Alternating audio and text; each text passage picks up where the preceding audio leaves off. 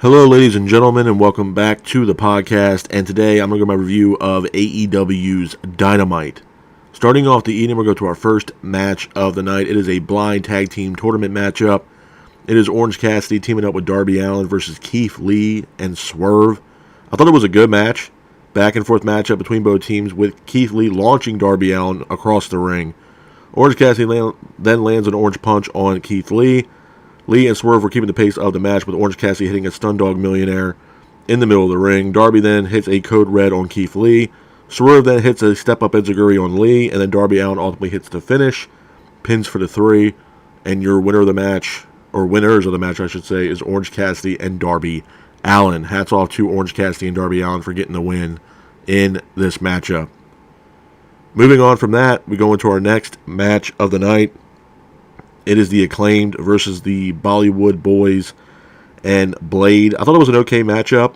Back and forth matchup between both teams with the Acclaimed keeping the pace of the match. And Max Caster hits his signature mic drop, pins for the 3, and your winners of the match are the Acclaimed. Hats off to the Acclaimed for getting the win in this matchup. Moving on from that, we have a Chris Jericho segment. Jericho comes down to the ring, says it might be time for a change.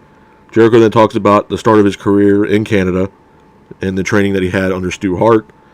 Jericho says wrestling is everything to him. Don Callis then is here. He walks down to the ring as well. Don Callis then talks about Jericho's match against Omega at New Japan and how it started AEW. Don Callis then was trying to recruit Jericho. Jericho then grabs the microphone and tells Don that he might be joining his family. A couple things I'm going to say about this, man, about Chris Jericho, is that, number one, it was great to see Jericho out in the ring last night. As far as him joining Don Callis and Don Callis' family, I know some people might be against it. I'm not, man. I think it's time for Jericho to kind of do his own thing, to be honest with you. And it kind of goes hand in hand with the members of the JAS, as far as like Daniel Garcia and Sammy Guevara. And you know, Jericho had that backstage segment with Garcia and Guevara, telling them that it might be time for them to do their own thing. I think it's perfect for Jericho, man, to be honest with you, to join Don Callis and Don Callis' so-called family. I think it would be great for Jericho. I think Jericho needs something new. I think what Jericho's done with AEW and his career so far at AEW has been absolutely phenomenal, and he's helped out a lot of talent. Guevara, Matt Menard, Angelo Parker, Anna Jay. I mean, he's helped out a lot of talent that's on that roster, and he's also put over talent too, like Action Andretti, Orange Cassidy, stuff like that. I mean, Jericho is a team player when it comes to AEW, but as far as his character and where the direction that AEW would go with Jericho, I think it's absolutely perfect for Jericho to kind of do his own thing. Whether he wants to stay a heel or turn babyface, I mean that's obviously up to Jericho, but I think it's time for a change for Jericho, and I think that's kind of what he was hitting around about last night. I mean, there's nothing much more for Jericho to do in AEW. Now, credit, he could be TNT champion. He could be, again, AEW world champion. I'm not saying there's nothing else more for Jericho. There's no competition for Jericho in AEW, but I think as far as what the JAS has done, I think it's run its course, man, to be honest with you. I don't think there's really much more left for the JAS. And to be honest with you, I think it works out in a lot of favors, to be honest with you, and a lot of parts of the JAS. For example, I mean, having Guevara, obviously going a singles run, going after the TNT Championship, as well as Daniel Garcia. I think that's absolutely fantastic. And Angelo Parker and Matt Menard, I mean, getting them back on TV as a tag team and kind of building this tag team division back up again, building storylines within the tag team division. I think it'll be absolutely great right now for AEW. I think FTR are actually going up against Juice Robinson and Jay White on Collision in a tag team title eliminator matchup. If Jay White and Juice Robinson beat FTR, then Juice Robinson and Jay White will get an opportunity to face FTR again for the AEW Tag Team Championships, which is absolutely awesome. But, as far as Angelo Parker and Matt Menard are concerned, I mean, it gets them back in a tag team fold again. It can, obviously make them number one contenders for the Tag Team Championships, because I feel like with AEW in the tag team division right now, it's just been lacking, in my honest opinion. It's not taking anything away from FTR, man. FTR is absolutely phenomenal, but I can truly honestly say, as far as storylines are concerned, besides the one with FTR and Jay White and Juice Robinson, there's really not a whole lot, going on right now in the tag team division in AEW. But I definitely look forward to what's going to happen next with Jericho, man. Is Jericho going to join the alliance of Don Callis? Who knows, man? Still yet to be seen, but definitely exciting stuff for Chris Jericho in the near future. Moving on from that, we have another blind tag team tournament matchup. It is MJF teaming up with Adam Cole versus Matt Menard and Butcher. Number one, man, I will say this too before I get in this matchup. The stuff that MJF and Adam Cole are doing, man, behind the scenes is absolutely phenomenal. You got Adam Cole on Twitch. You got MJF calling him while he's streaming live. I thought that was absolutely hilarious. And then the video packages that were played last night, with Adam Cole and MJF, going to a gym, stuff like that. And then it's just the comedy act between both Cole and MJF is absolutely phenomenal, man. It's great to see.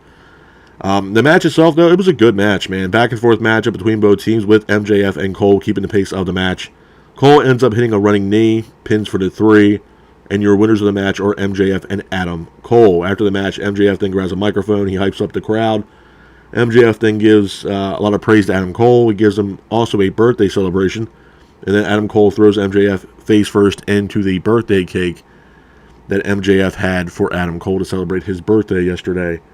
Like I said earlier, man, this tag team between MJF and Adam Cole, is it going to last forever? No. I think this is personally setting up a match, again, possibly at All In, at Wembley, between MJF and Adam Cole for the AEW Tag Team Championships. But I'm going to throw a little curveball into this whole storyline right now between MJF and Adam Cole, and that's Roderick Strong. I feel like, he might get involved in this storyline between Adam Cole and MJF, where maybe Roderick Strong joins the likes of MJF, and, there's a storyline to be made between Roderick Strong and Adam Cole. I mean, it's still yet to be determined, but I do think Roderick Strong, in some way, some shape or form, he will be involved in this Adam Cole MJF storyline. But I think, MJF will be defending that belt again against Adam Cole, possibly at All In. So I'm definitely looking forward to that. And the way All In's shaping out right now, man, that show is looking absolutely incredible. I think they have 75,000 seats sold for that show at All In at Wembley. So it's going to be absolutely insane, man. Can't wait to see that event.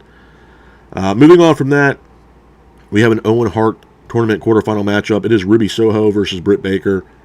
This match was actually supposed to take place last week, but Britt Baker was ill. So we got the match last night. It was a good match, back and forth matchup between Soho and Baker, with Soho keeping the pace of the match.